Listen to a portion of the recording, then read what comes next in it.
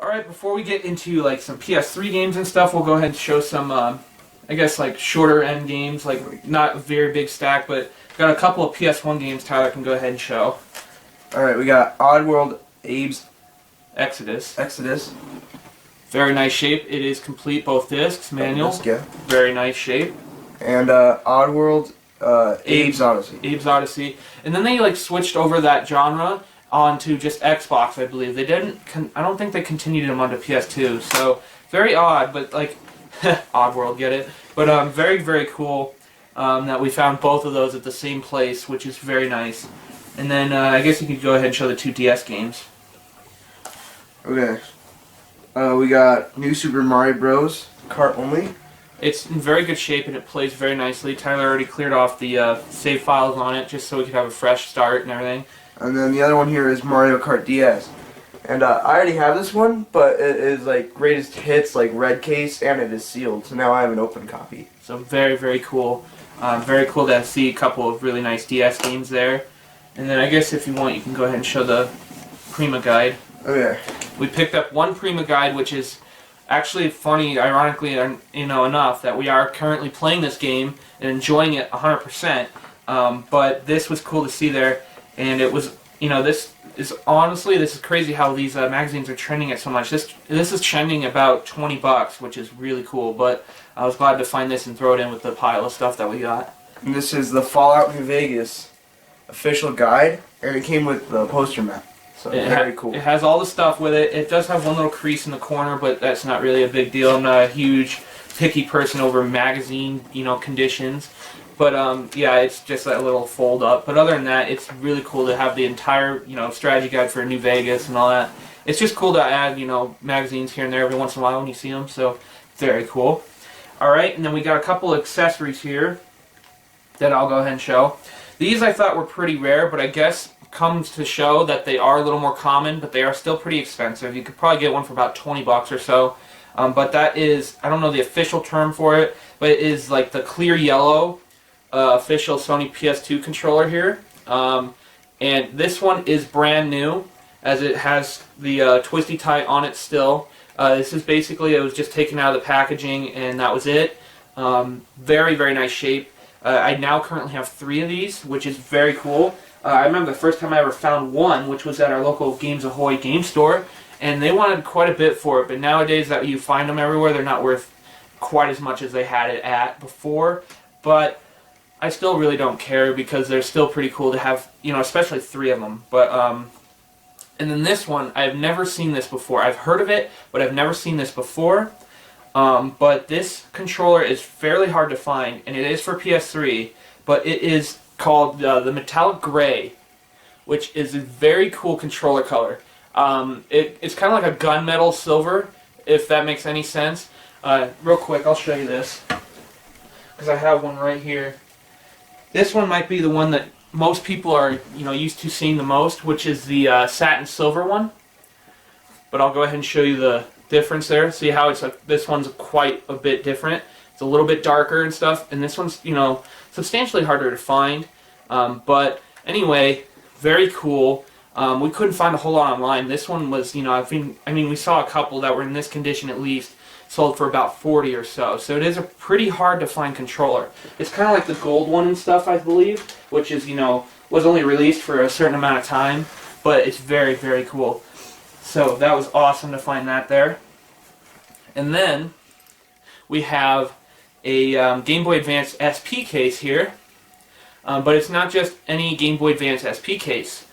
What we have inside is a Game Boy Advance SP. But again, it's not just your ordinary Game Boy Advance SP. We have the retro NES designed one, which is very, very cool. I'm very happy to finally add this to the collection because these are fairly hard to find, and this one is in such good shape. Just had to charge it up a little because it was completely dead, but after that it worked very nicely. There's no damage to the interface of the control pad or anything. The screen's brand new looking. It's got a few surface scratches on top, but other than that, this console is in very nice shape, so I was very happy to find that there. So that's very, very cool. So there's that. And then the last little bit here we have our PS3 games here. And one PS3 big box item, which I'll show at the end. But we'll go ahead and show the PS3 games. We've got 12 of them, I believe. And then the big box item at the end. So I'll go ahead and show the first half, and Tyler will show the second half. And again, these are all in like brand new shape, very clean, very nice. So very, very cool. And a lot of them are in good titles and everything like that. So first one here is Catherine. Pretty odd title. It's kind of like, you know, one of those obscure, like, it's an Atlas game, so it's like one of those oddball kind of design games. I don't know, it's kind of hard to explain, but the next one here is Deadly Premonition, the director's cut, which I thought was pretty cool. So there's that one.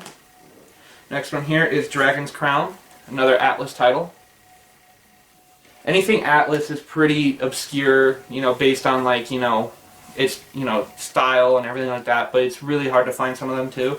This one I thought was really cool to finally add to the collection. I remember trying to find just a basic version of these games and stuff was hard to find, but we finally found the you know, collector's edition basically.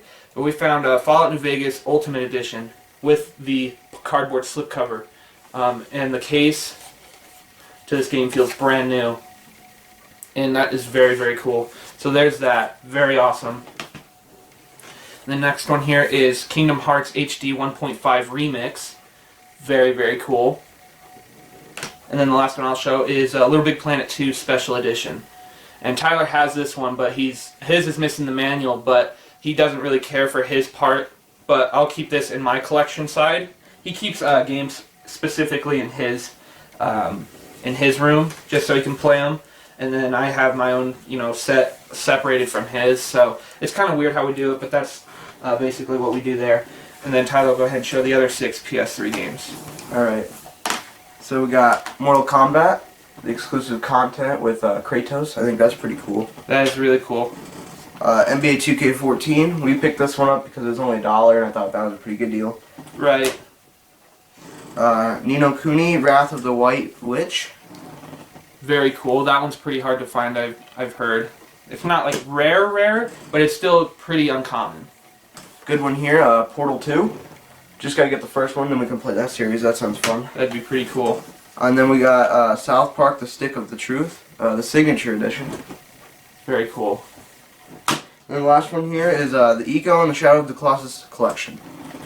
Which is really cool. Very cool. That's cool how we found both PS2 games and then we found the PS3 double pack. That I thought was really cool to find them all in one spot. So, alright, and then the last thing here, it is not 100% complete, but it was only $10, and I thought that was a really good deal because basically just the cardboard box for it goes for that alone.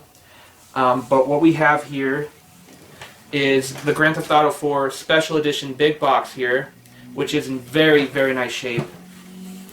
And it doesn't have everything, but it does have the metal lockbox here. No key, but it is unlocked. But it came with the sealed soundtrack, which is very cool, and then the art book for the design of the game, which I thought was really cool. No game, but what I've heard is it did come with just the basic standard copy, which I could find, you know, $5-6 at like Goodwill or something, because it is.